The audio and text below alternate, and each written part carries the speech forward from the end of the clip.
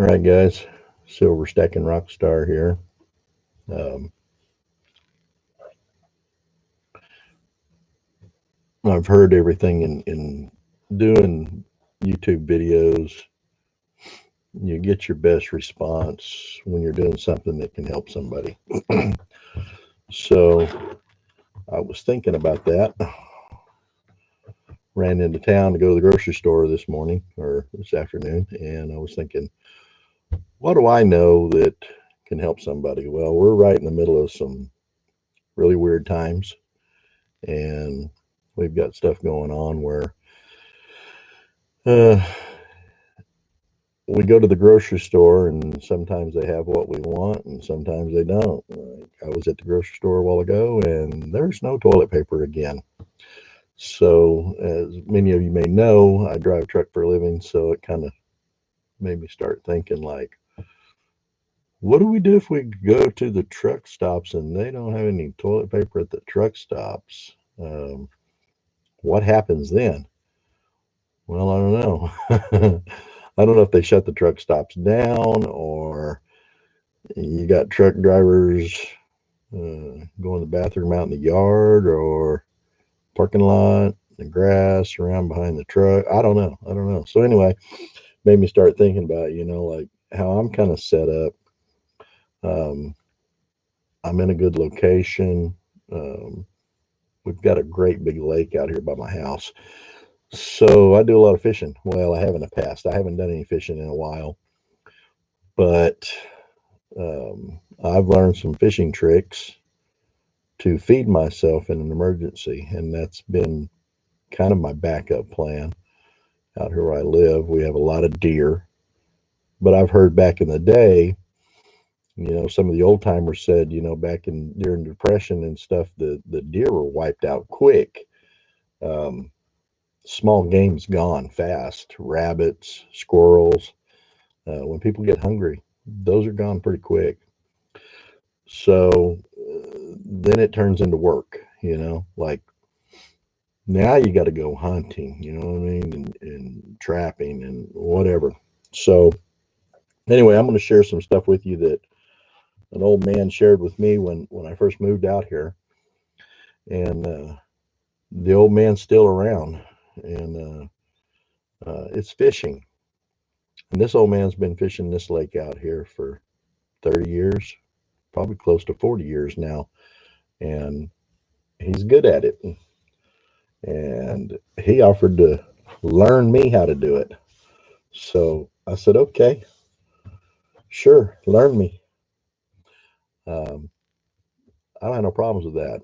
I like learning new things, and anytime somebody's got something they can show me or teach me, I'm all in. Um, so anyway, I'm gonna run through some stuff here and just let you guys give you guys some pointers. If you're around any water, um, rivers, lakes, anything like that, you can do this, and you don't have to sit there on the bank with a pole all day. It's called a trot line. A lot of people know about trot lines, but and I knew about trot lines, but I really didn't know that much about trot lines other than putting a bunch of hooks on a line, throw it out in the lake or whatever river, and let it set, come back later and check it. Well, there's a lot more to it than that. Just like pouring a Pez, there's a lot to it. So anyway, I'm going to run through some of this stuff really quick, and well, maybe not really quick, just depends. But I'm going to run through some of this stuff and let you guys kind of learn you guys what I've learned, as the old man would say, learn you. So anyway, here it is. You're going to need some equipment. First thing you're going to need is paracord. Now, I bought this paracord at, I don't know if it was Tractor Supply or Atwoods, but it comes in like 1,000-foot rolls.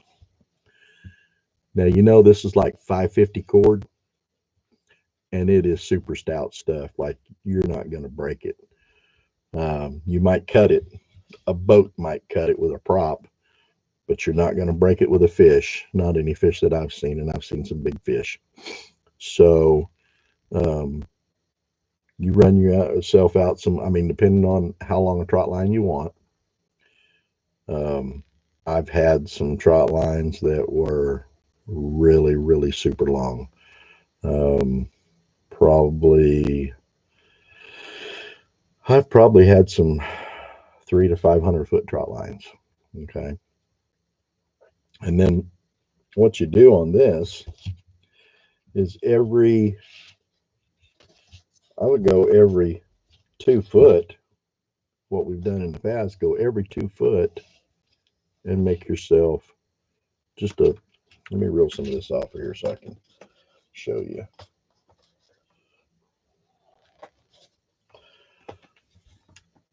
Every 2 foot, make yourself a real small knot. Don't need a real big knot. Like so. And you do that all the way down that line. Now, you could put a hook every 2 foot, but we run a hook about every 4 foot. If we don't want to catch as many fish, we might run it every 8 foot. But you run it every 2 foot, and then you've got plenty of places to hook your hooks and other stuff that I'm going to explain to you here in just a minute. So anyway, if you had a 500 foot line, 300 foot line, 100 foot line, whatever, you go all the way down that line and you make yourself some knots like this. And basically, makes it real easy to put stuff on, take stuff off your line. You've already got these knots. All right. So that's that on this. And then when you get this all made up, you take this stuff and you roll it in a ball. You know, like the old knitting balls, your grandmother, or I don't know if you've ever seen that, but you start rolling this stuff up into a ball, make a little ball. And when you get done, this thing is going to be pretty good size. Like you might have a ball as big around as a bowling ball. Okay.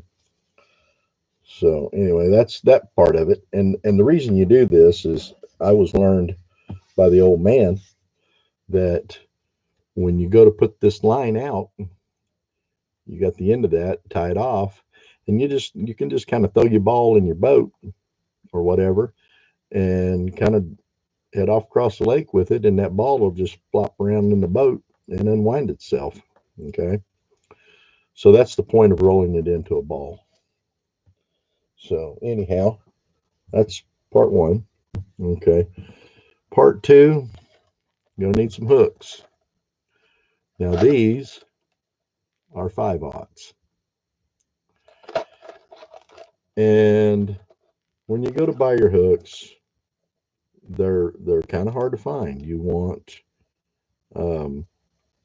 these just say, okay, they say inoxidable, corrosion resistance. You want stainless. If you don't get stainless and you've got your line out there in the water all the time, they will rust and they'll break off, and they don't take long. 5/0 will catch a big fish. I've caught fish up to, I don't know, I think 40 pounds, 45, maybe 50. The one you've seen in the photo on the thumbnail, if you've seen that, that's probably a 60 or 70 pounder. I don't know. That may have been my fish. If it was a 40 pounder, 45 pounder, somewhere around there. We pushed it out. You know, the photo tricks, how you push it out and make it look huge. Anyway, it wasn't as big as me, but it was a monster of fish. I think that was probably the biggest fish I ever caught. But anyway, I've seen 100-pound fish. Well, 75 for sure has come out of this lake. It was brought to my house that the old man gave me. We cleaned it and ate it. I think there was a lady out here one time that had Maybe had one bigger than that, but I can't remember. But that fish in the thumbnail was big enough I could put my fist in its mouth. It was a flathead. Anyway, we got a few different kinds out here. We got flathead catfish, we got blues, and we got channel cat. Is that the only ones we got? Channel cat, blues, and flatheads. The blues usually don't get as big, but they are much more aggressive. The flatheads get huge. Really, really clean white meat. If you like a really clean white meat, the flatheads are the best. The blues and the flathead have, I don't know, like little black hairs running through them, almost like a ocean fish. I'm just going to say something here in chat, even though there's one person there. Anyway, but anyway, the flatheads are the biggest. The blues are the next biggest, and they're really aggressive, really strong fighting fish. Channel cat, they get pretty good size too, probably about the size of the blues, but not as good to eat in my opinion. Anyway, so that's the hook. If you've got really big fish, you could run a hook like this, but this is almost like this hook would be good for snagging, maybe. It's trying to get it focused in on it. This would be a good snagging hook, but not as good of a bait hook. And you can see the difference between that hook. Well, where'd this other one go? I had out here. That hook and this hook, 5/0. Oh, I didn't have one of these out here yet. I just had the box. So anyway, this is a 5/0. This is probably a 7 or 8/0. I don't know. I think the numbers go higher as they get bigger, but I can't remember for sure. But anyway, you can see the difference. And if you go to get hooks, you want a big eye. These hooks have a big eye, and they have them that doesn't have a big eye. You want the big eye to get this line through there. So anyway, this is a line that I use. It's heavy. I forget what the string is called, but it's a real heavy string. And I don't know, it's probably 300-pound test. And I've been told this is the way you tie it. You always loop it through. And supposedly this, so when you get ready to tie your hook, you come in from the back of your eye, like this, come in from the back of the eye, run that around it twice, and then pull it taut. And then supposedly what everybody's told me is that if the fish comes along and he hits your hook, the hook will always turn. See how it turned? See, it didn't do it as good then. I tried this a few times a while ago and it worked fine. Maybe because it's got these kinks in it. But anyway, you can try that yourself and see what you think. But that's what the old timers out here say, that the hook will always turn. It may be because my line switched it up, but I don't know. Anyway, so it's turned away from me. So if you drag it, supposedly it always turns. Let's see, it didn't do it there. But look, I actually poked myself a while ago trying it. So it's turned away. Maybe I turned it backwards. I don't know. Let me see if I used. I did one several times and it worked. It was working. So it may be that little, because I took it loose and then tied it back. I don't know. Anyway, this is one I was doing a while ago, I think, and it turns. And it'll hook you like that every time. Turn it away. I don't know. I kind of thought, I don't know if that's, but they swear by it out here. If you turn it the right way, it will always hook the fish. So anyway, I do it. and I've never been short of fish. So we cut these about 2 feet long, and then tie it on the end, and I burn the ends, melt the ends so they won't fray. And then get a 5-gallon bucket and just hang them around the bucket. So when you take this line out there, you're going to go out there and get this all set up first. And then it makes it real easy when you're riding along there in the boat with your bucket to drop your hook through your knot and just pull it tight and drop it. And it's sitting there like this. Okay. That's how that one works. Now, you can get fancy. You can get fancy with these things. These right here work extremely well. Never had a problem with these.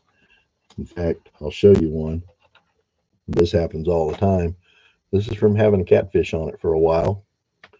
The catfish just spun and spun and spun and twisted that line up. And you might get out there and your line might be twisted all the way up to your trot line, your main line. And if that happens, a lot of times, if the catfish stays on there long enough and twists it all the way up to your main line, sometimes you'll get off. And you'll just have a twisted up hook, and it'll be wrapped around your main line long ways. And your hook will be just sitting there, and your main line will be running down through here. And your hook will be up there like that, and your catfish will be gone. Or sometimes you go out there and your hook's broke off. I've got hooks that these 5/0s, and these things are pretty tough. I've brought in some big fish with these things, and I've had them bend and be bent way out here. I should have brought some of them in and showed you. Anyway, but you might run into that. But if you want to get really fancy, you can do all this extra work that I've done before. And you can tie swivels in it. Now this is how I put my line up when I'm done for the year.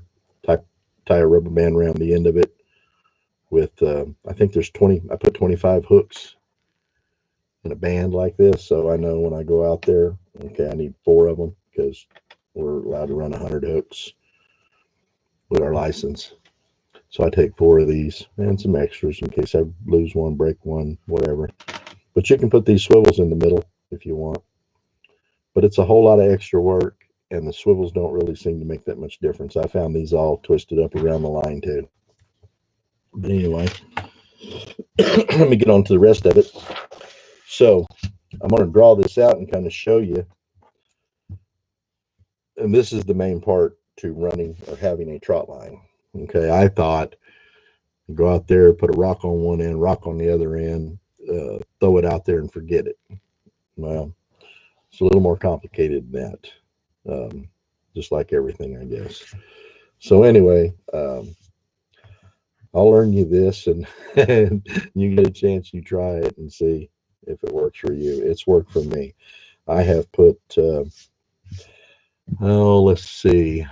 I'm going to guess, well, I don't have to guess. I had 250 pounds of fish in one day. So if you do the math on that, usually what it equates to is I fillet them. And when you fillet them, you get about 25%. So 250 pounds divided by 4, 62.5 pounds of catfish filleted. I've put 62.5 pounds of catfish in the freezer in one trip. So anyway, I'm going to draw it out, but this is kind of how it goes, and I'll draw it my way, and then I'll turn it around so you can see it. So you got your water out there, and what I do is, and this is another thing that the old man learned me, is I've got a cane pole, and I go out there in my boat, my cane pole, and I find a sandy bottom. Catfish like the sandy bottom better than the muddy, murky, nasty bottom. But at least they seem to bite better in that environment more than the nasty stuff and the mud and the muck. But generally out here where we're at, I'm setting my trot line in probably 8 to 15 foot of water. So what I do is I find a big heavy rock, and I mean it needs to be a heavy rock, or you can make whatever you want to make. If you want to take a 5 gallon bucket and fill it full of concrete and tie your line to the handle of that dude, then go ahead. Um, if you want to use big rocks, that works. If you want to use, I mean, you can use anything, I guess, anything that's weighted. But I'm going to say on a line that's probably 300 feet long, you're going to need a rock that's probably 75 pounds. Um, and I'll explain why that is too. Anyway, so here's your big rock right here that you're tied to. All right, your trot line. Now here's your bottom like this, right? Runs along, and then you're gonna have another big rock out here. All right, and here's your uneven bottom. Okay, so your line's gonna come up here like this, and then it's gonna follow that bottom along like that. And you say, well, how's it going to follow that bottom like that? And then it's tied off that rock again. Okay. Well, up here, you're going to tie into your line in one of these knots. All right. And then you're going to run you another line up here, and it's going to have a milk jug or a 1 gallon jug. All right. And then the same thing over here. You're going to have a knot, and your line's going to come up. Now these, and you're going to have a 1 gallon jug here too. All right. So this is your rock. This is your rock. This is your bottom. This is your line. This is your jug. And this is your jug. So when you pull up here in your boat, you're going to see your jug out there floating. And you're going to be able to grab that jug and lift that line up and pull that line up to your boat. Because your water line is actually up here, right? And water's flat. So unless there's some waves. But anyway, so your water's up here. So how we do this is you want that line a foot off the bottom. Let's say 12 inches off the bottom is a good number. So what we do is, and what works really good for me is I get used brick. Used brick has the holes in it, and you break them in half. Actually, they kind of break in thirds, but so you'll get a 1.5 bricks with a hole in it, and then the hole's broken in half. So you take that brick and you start right here where your jug's at, and you tie a brick on there. Okay, and that's a brick. I know that's supposed to be square, huh? Bricks are square anyway. And then you tie a brick. If this is a 300-foot line, you're going to have these bricks probably every. You don't want to make it too heavy, because if you make it too heavy, it's hard to lift out of the water. But you want it heavy enough that it holds your line down. Okay, let's just say you put these bricks probably, I would guess, every 15 to 20 feet. Okay. So you got these bricks going across the bottom every 15, 20 feet. All right. And then every 2 foot. So we'll just put a thing here. This is going this way. So this is 15 foot in the middle between these bricks. 15 foot. So you got a knot every 2 foot. All right. Now right here, you're going to have another line coming up, and this only has to be a couple feet long. Okay.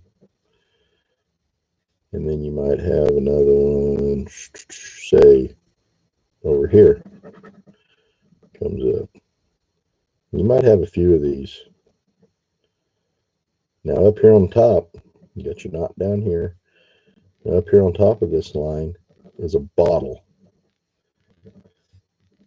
And the bottles, you know, those little, I forget what they are, 12-ounce Gatorade bottles.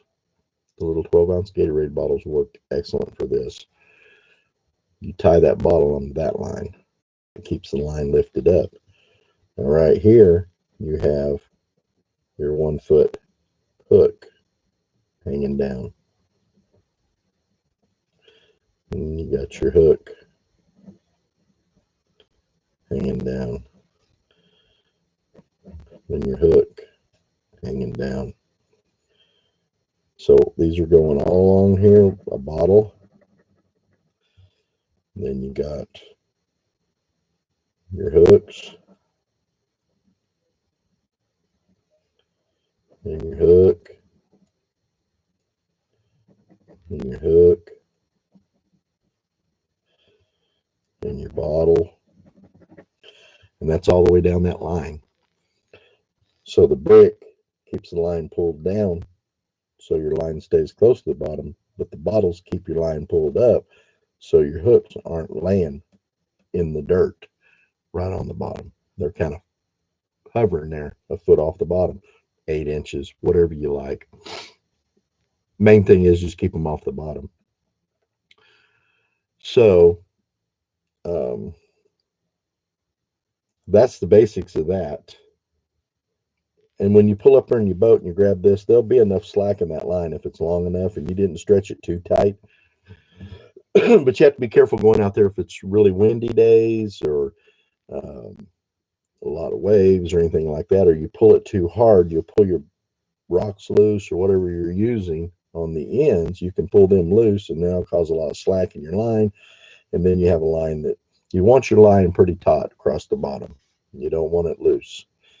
And a lot of people won't let other people run their lines because if they go out there and they don't know how to run a line and it's windy or whatever and it's pulling your boat, then you can just, once you get this line up and you get a hold of it, you just go along that line, take your fish off, rebait it, put it back out. Okay. So this method here was shown to me by an old man that lives out here. It's fished this lake out here for 30 years. And I've done this for a couple of years anyway. And it works. This will put more fish in your freezer than Walmart. I promise you. If you get hungry, you got hooks, you got some bricks, and they don't have to be bricks. I mean, it can be rocks. It can be whatever you can hang on that line.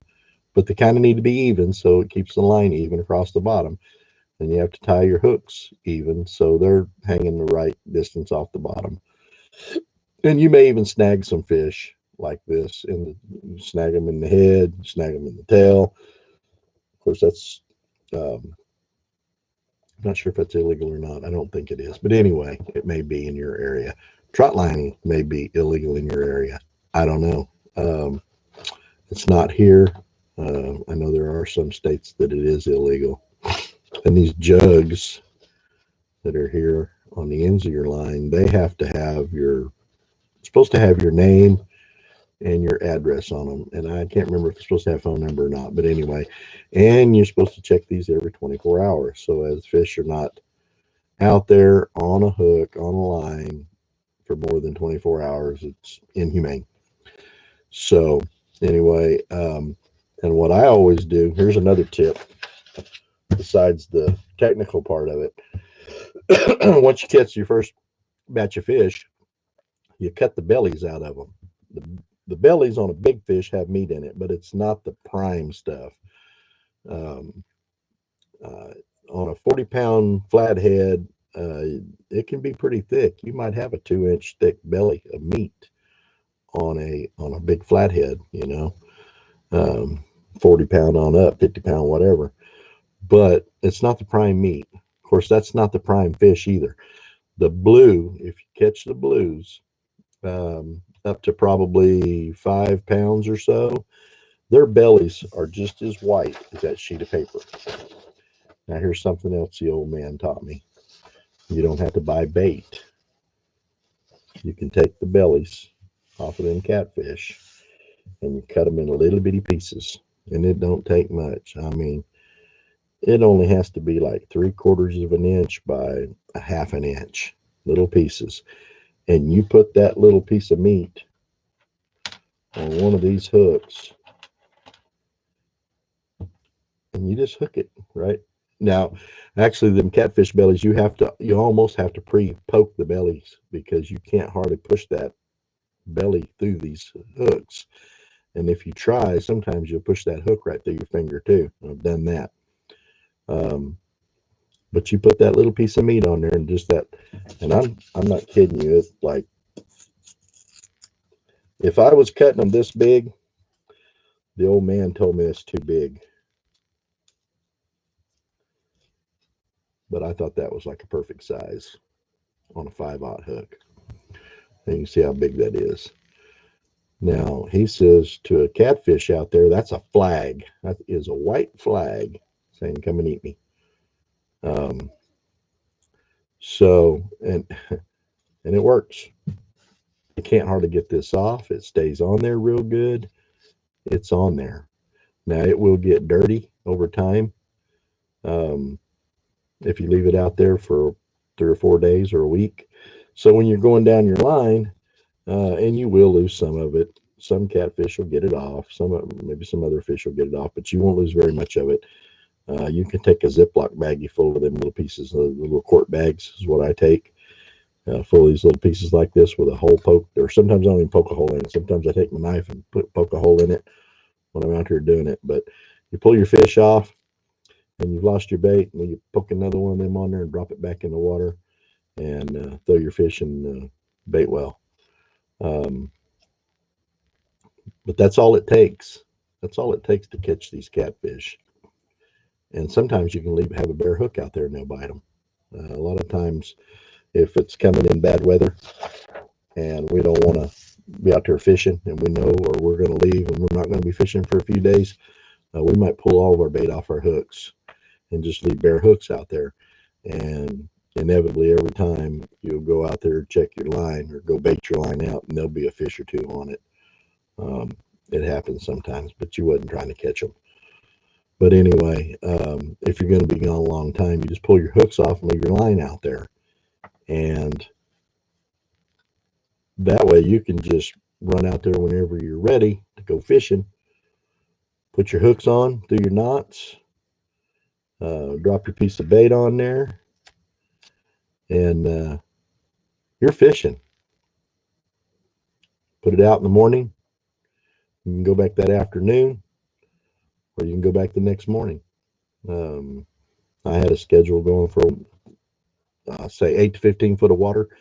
In the summertime, the hot part of the summertime, they won't always be up there in that shallow water because that water gets hot. So they'll go out into deeper water. This works in 30 foot of water, same thing. It'll work in any depth of water you want to put it in, as long as you can put a line on it that comes all the way up above the water line where you can grab your main line and pull it up. When you're running this line, some very important tips here, especially a long main line. Be very aware of other boats, because if you've got this thing in your hand, and I've had it happen to me, 300-foot line, I've got it run across there, I've got this line up in my boat, I've got this line in my hand, maybe I'm trying to take a catfish off, maybe I'm baiting, and here comes another boat, and he's going to go right across my line, and I'm in 6 foot of water, 8 foot of water, and he's dragging the bottom. He could easily hook that line and pull these hooks right through your hand and drag you right off the boat.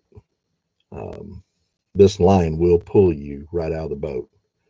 It'd probably rip through your hand first, but it may not. If it hits a bone, if it gets in your hand and hits a bone, grabs a big chunky part of your wrist, you might go right off the boat, and you might head on out with that boat pulling you, and they wouldn't even have any idea what was going on.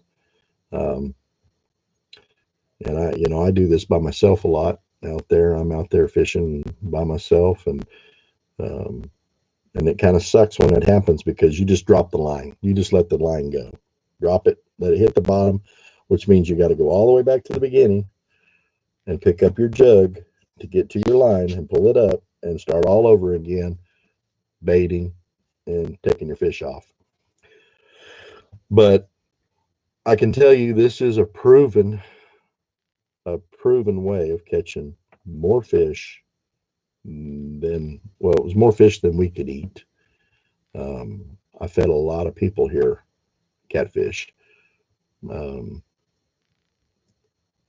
I got people calling me all the time. Hey, you got any catfish? Now filleting them and all that's a whole nother skill set also. That's as hard as pouring Pez probably. I've done a lot of filleting. I lost a lot of meat in the beginning, but I can fillet some fish now. I can get through 250 fish in probably a few hours, couple hours, 2 or 3 hours, with some beautiful fillets. And I can slice them thin if you want them thin or thick or whatever. But and I usually freeze my catfish in water in 1 gallon bags or quart bags. If it's um, I save the 1 gallons for big fish fries, for the big big family get-togethers, whatever. Quart bags for me and my wife, which is more. A quart bag of fillets would probably feed 2 to 4 people, pretty easy. Um, and I think they generally hold, I don't know, a pound and a half, 2 pounds, and the 1 gallons will hold about 5 pounds. So of fillets and then topped off with water and no air and frozen solid in the water. Um, but um, I wanted to let y'all know this, and I know a lot of you can fish, um, and I could fish. I fished before I moved here and met this old man, but I never fished like this. This is almost like commercial fishing. You can catch more fish than you can eat. You can feed a lot of people. Um, and if you get in hard times, that fishing will be probably one of the last things people do. They may be out there shooting deer, rabbit, squirrel, your neighbor's cow. I don't know. But they might not be fishing the lake like you may be. Of course, that can bring on a whole new set of problems too when you're the only one with fish. But I'd rather have that problem than to be hungry and no food in the freezer or whatever. But these dudes can stay on the hook out there too. You could put a few hooks out and have fresh fish every day, you know, or you can put 100 hooks out and fish every 3 weeks, 2 weeks, whatever. Fish are pretty filling. So, um, anyway, I thought this is something I know something about. I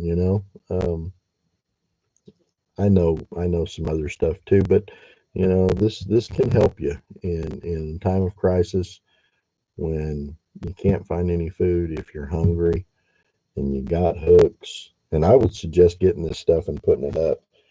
Um, I guess I'm kind of a prepper of sorts.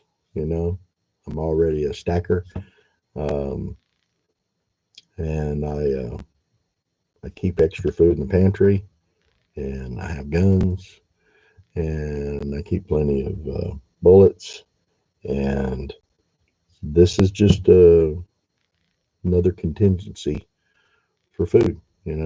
Um, and even at our local Walmart here, there's a lot of stuff we can't get anymore. I haven't seen asparagus in can. Well, let's see. I take that back. I think we got some last time we were at the store. But a lot of the stuff I really like, canned vegetables, was gone. There was corn, green beans, and peas. These are 3 vegetables that was in the store here, and that was it. Couldn't find no asparagus. There was no. I used to get the baby potatoes, carrots, and no, none of that. It was just the main stuff. So anyway, this right here can feed you. A lot of protein in fish. It's good for you.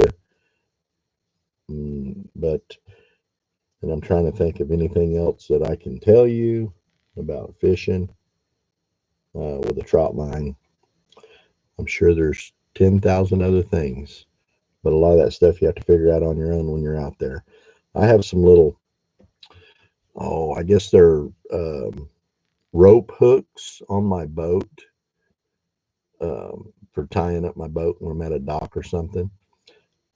You need a pretty light boat to do this. Just a 16-foot John boat, flat bottom with a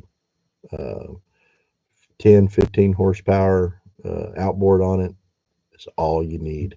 You don't want a big heavy boat because a big heavy boat will pull your line in the wind. If the wind's blowing, you won't even be able to go out there. Else you'd wreck your line. So, but I've got these little hooks on my boat, and when I'm running my line, a lot of times when I'm rebaiting my line, I don't keep that line in my hand. I hook it on the boat, on the side of the boat. I have one at the front and one at the back.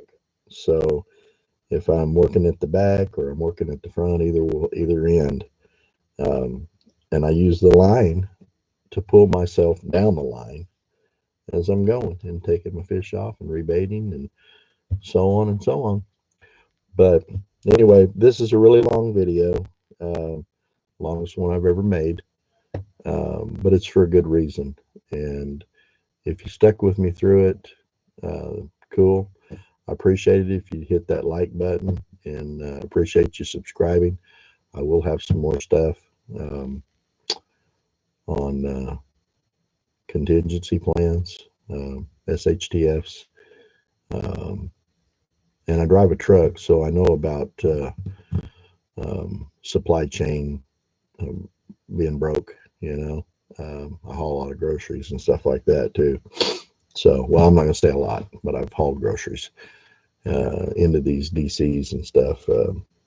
But if there's a break in the supply chain, or we have a major SHTF, which right now we're sitting on so many things that could go wrong. This presidential election is causing chaos. Police shootings causing chaos. The beer flu. I can't even keep track of all of it. But anyway, we got all these things going on that could cause a supply chain break in our food. And you think we got messes going on now.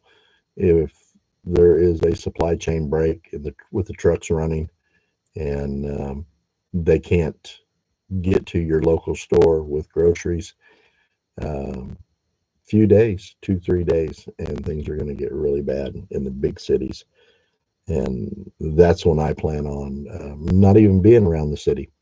Stay out here, hunker down out here, and eat what I've already stacked up and catfish out of the lake and maybe a deer in the woods. So anyway, if you watch the video and you like it, subscribe. If you don't like it, let me know. Hit the thumbs down button. It's all good. You guys have a good night, and God bless.